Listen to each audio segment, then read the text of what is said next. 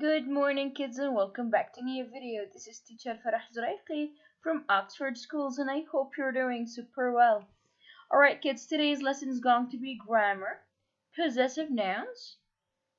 We'll be using the reader's notebook and cover pages 188, 191, 197, and 201. Alright, now let's get into it.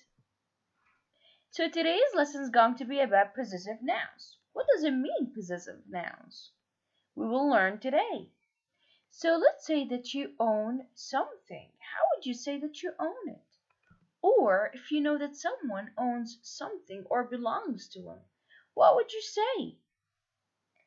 So in English, if you own something, we call it a possessive noun.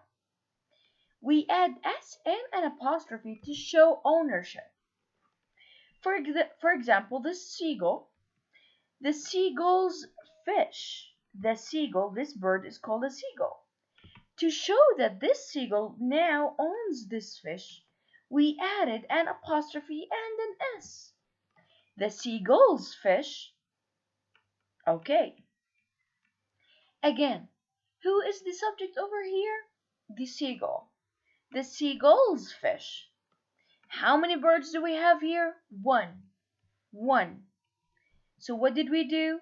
The seagull's fish. We added an apostrophe and an S. So, what is a possessive noun?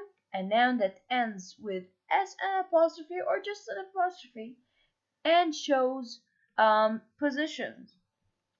The boats or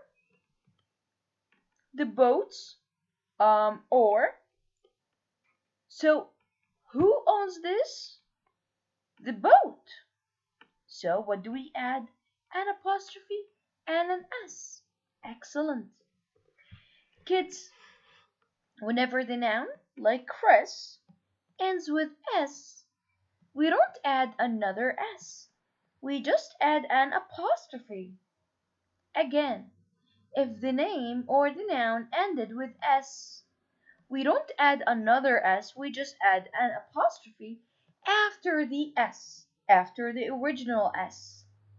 Again, if the noun or name ended with an S, we don't add another S, we just add an apostrophe after the original S.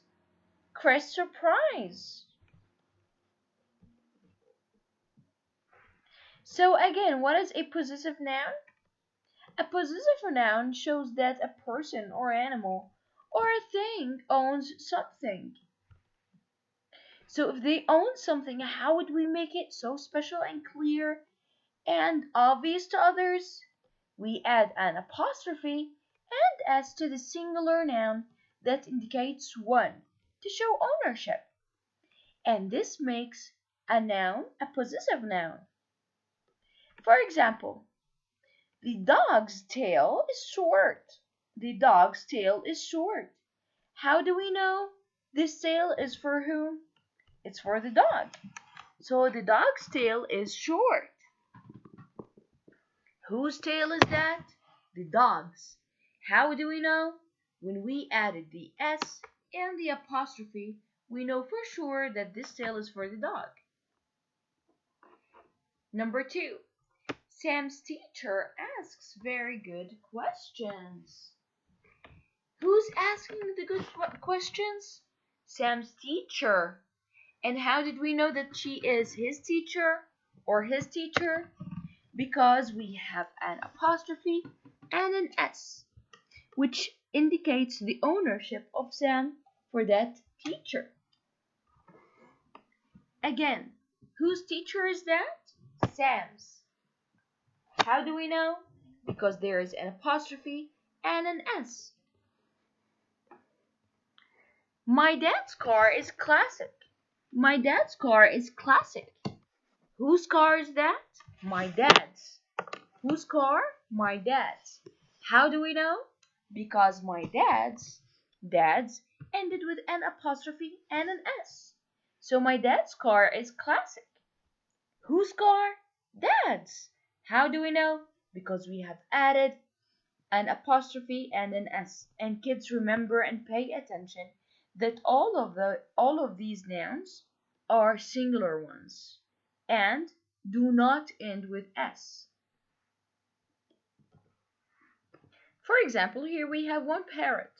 So the parrot's eye, the parrot's wing, and the parrot's leg. Because we have only one parrot, one bird. Parrot's eye, parrot's wing, and parrot's leg. Notice how we just add an apostrophe and an S. Whose pencil is this? This is Joey's pencil. Whose pencil is this? This is Joey's pencil. This pencil belongs to who? To Joey. How do we make sure that everyone knows that this pencil's for Joey? We add an apostrophe and an S. This is Joey's pencil. But what if we wanted to say that a plural noun owns something or a noun that ends with S? We add only an apostrophe to the plural noun that indicates more than one and ends in S to show ownership. So for example, over here, dogs. Dogs. We already have more than one dog. Do we add another S? No. We keep the S and we just add an apostrophe. The dog's food is shaped like bones. The dog's food is shaped like bones. What if we had a name that talks about one thing or one person, yet it ended with an S? Do we add another S? No, we don't. James' house is around the corner. James' house is around the corner. We only added an apostrophe after the S. The penguin's brood patch is made to give warmth to their chicks. The penguin's brood patch is made to give warmth to their chicks. Is it just one penguin that has the brood patch or all penguins? Excellent. All penguins have a brood patch. And how would we say that all penguins own a brood patch? You'd say the penguins as in a plural noun, all penguins, and keep the S and just add an apostrophe. The penguin's brood patch is made to give warmth to their chicks. Alright. So now the countries, here's another example. Do we have just one country in the world? No, we have so many. So the country's athletes are honored to participate in the Olympics. How many countries own athletes? Many. Is it just one country? No, it's a plural noun. What do? We keep the S and just add an apostrophe. The country's athletes are honored to participate in the Olympics. This is a cumulative review. So the dogs like to eat bones. Here's the plural. If it's a singular, then it's one noun. It's dog. If it's a plural, it's dogs with an S. If you are talking about something that one dog owns, we would just add an apostrophe and an S. The dog's bone is in his mouth. That's if we were talking about a singular possessive noun. But what if we were talking about a plural possessive noun? Dogs. We add the apostrophe after the S. The dog's bone in the middle. The dog's bone is in the middle.